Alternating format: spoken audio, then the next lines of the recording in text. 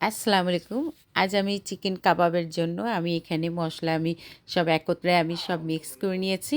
এখানে মশলা দেওয়া আছে আদা, রসুন, পেঁয়াজ পেস্ট করা, সাথে আপনার গিয়ে শুকনো মরিচের গুঁড়া, হলুদ, গরম মশলা, আর সাথে জিরা পাউডার, দই, তেল, আর সাথে বেশি করে আমি দিয়ে দিয়েছি ঝালের জন্য গোলমরিচের পাউডার। এগুলি লবণ পরিমাণ মতো দিয়ে তেল দিয়ে এটাকে সুন্দর করে মশলাটাকে ম্যারিনেট করেছি ভালো মতো। চিকেনটাকে আপনাকে মিক্স করে সাথে সাথে আপনার গিয়ে এইটাকে আমি সুন্দর করে ট্রেতে দিয়ে দিলাম।